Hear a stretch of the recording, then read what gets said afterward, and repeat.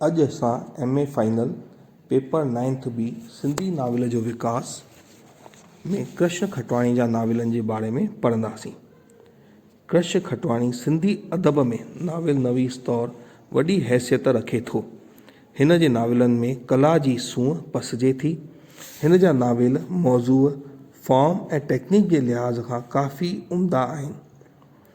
कृष्ण खटवाणी अञा मैट्रिक में ई हो जो सोबे ज्ञानचंदानीअ जे संग में आयो ऐं सोबे ज्ञानचंदानी जी प्रेरणा सां हुन आला तालीम जे हासिलात लाइ टैगोर जे शांति निकेतन वियो ऐं 4 साल गुरुदेव टैगोर तरफ़ां बर्पा कयल विश्वविद्यालय शांति निकेतन में तालीम हासिल कई।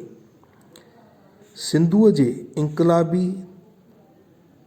तहरीक जे रूह रवां सोबे ज्ञानचंदानीअ ऐं तरक्की पसंद अदीब गोविंद मालीअ जे सोहबत सबबु कृष्ण खटवाणीअ खे तरक्की पसंद अदीबनि में शामिल कयो वञे थो, पर तरक्की पसंद गिरोह में हूंदे बि हिन जी पंहिंजी हिकु अलॻि मनफ़रद सुञाणप आहे। हिन हिकु हंधि लिखियो आहे, मुंहिंजी मिठड़ी सिंधु मूं सोबे खे यादि कंदे लिखियो। इन में नूर अल्लाह मास्तर जो किरदारु मालीअ जे शख़्सियत जे आधार ते हो। कृष्ण खटवाणीअ जा शाया थियल 6 नाविल सिंधी अदब में आहिनि, जेके आहिनि अमर प्यार 1961 ईस्वीअ में, मुंहिंजी मिठड़ी सिंध 1962 ईस्वीअ में, वैरथ ज़िंदगियूं 1978 ईस्वीअ में, यादि हिकु प्यार जी 1978 ईस्वीअ में, 7 ॾींहं 1985 ईस्वीअ में ऐं तरंदर बादल 1998 ईस्वीअ में। यादि हिकु प्यार जी नाविल ते कृष्ण खटवाणी खे सन 1980 ईस्वी में साहित्य अकादमी इनाम अता थियल आहे। अमर प्यार खटवाणीअ जो पहिरियों नाविल आहे जेको सन 1961 ईस्वी में जगत आडवाणी शोभा पब्लिकेशन तरफ़ां शाया करायो। अमर प्यार में नाविल नवीस स्त्री पुरुष जे तालुकातनि ते निहायत सुहिणी ऐं सघाड़ी ॿोलीअ में तकलीफ़ कयल जमालियाती एहसास कराईंदड़ हिकु पुख़्तो नाविल आहे। नाविल नवीस बंगाल में रहंदड़ आहे ऐं बंगाल जे माहौल जो चङो चोखो अभ्यास कयो अथई। तंहिं करे नाविल नवीस जे नाविलनि में बंगाली तहज़ीब, उतां जे माण्हुनि जे व्यवहार, ॻाल्हाइण ॿोलाइण, तौर तरीक़नि जो ॾाढो असर थो ॾिसिजे। कृष्ण खटवाणी जो साहित्य अकादमी इनाम याफ़्ता यादि हिकु प्यार जी हिकु रोमानवी नाविल आहे। हिन नाविल जो नायक सत्यन हिकु जज़्बाती शख़्स बेहद आदर्शवादी ॾेखारियो वियो आहे। नाविल जो नायक सूंहं जो पुॼारी आहे, पोइ उहा सूंहं स्त्रीअ जी हुजे या काइनात जी।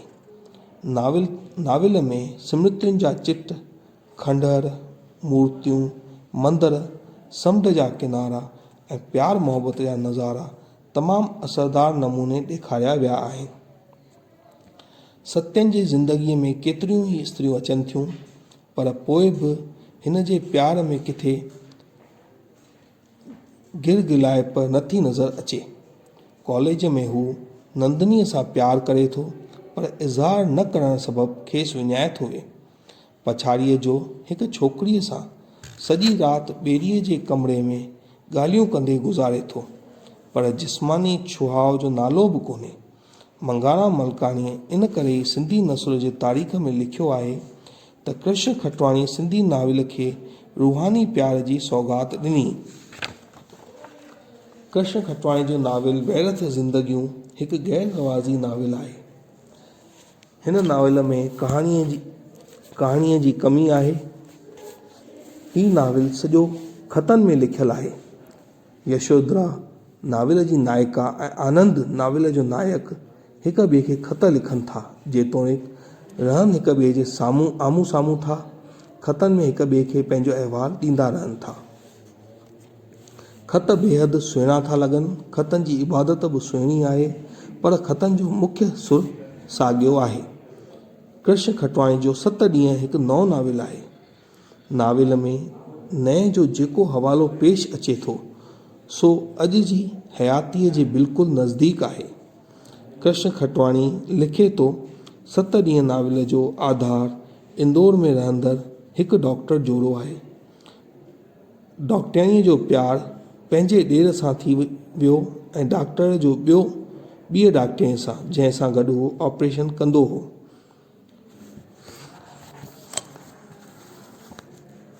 कृष्ण खटवाणी अॻियां लिखे थो त मूं अक्सर ॾिठो आहे त घर तेसिताईं ख़ूबसूरत आहे जेसिताईं पर्दा ॾिनल आहिनि। जेकॾहिं पर्दा खोलबा त हर घर हिकु रणभूमि लॻंदी। नाविल में हिकु आदर्शी जोड़ो आहे, डॉक्टर शरद ऐं सोमिता। माण्हू हिन जोड़े सां रीस कंदा आहिनि। हिकु अख़बार नवीस त हिन जोड़े खे आधार बणाए नाविल लिखण थे चाहियो। गोविंद माली नाविल जे बारे में लिखे थो त कृष्ण खटवाणी जो 7 ॾींहं हिकु तरह सां 7 ॾींहंनि जी डायरी आहे। हिकु पुरुष ऐं नारी पंहिंजे पंहिंजे नमूने लिखनि था। इहा कहाणी घटि मन जी ॻोल्ह फ़ोल वधीक आहे।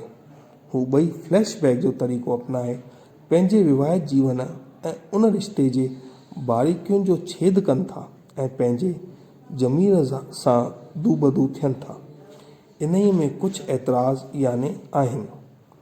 इन में वारदातूं घटि, खुदि कलामी वधीक आहे। हिन नाविल में शादीअ जे बंदोबस्त ख़िलाफ़ बग़ावत जो सुर बि आहे। नाविल निगार कुटुंबी बंदोबस्त रिश्तनि नातनि जी खोखलाइप जे तमामु पुराणियुनि मञताउनि खे नज़रअंदाज करणु चाहियो आहे।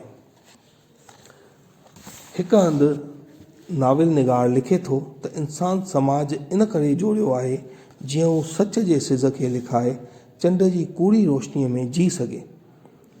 नाविल निगार नायिका खां बि चवायो आहे, मां सम्झी नथी सघां त छो सिर्फ़ु 7 फेरनि ॾियण जे करे माण्हू सॼी ज़िंदगी भर भोॻे। मां इन नतीजे ते पहुती आहियां त इंसान खे पंहिंजे अंदर जो आवाज़ ॿुधणु घुरिजे ऐं उन मुताबिक़ फ़ैसिलो वठणु घुरिजे।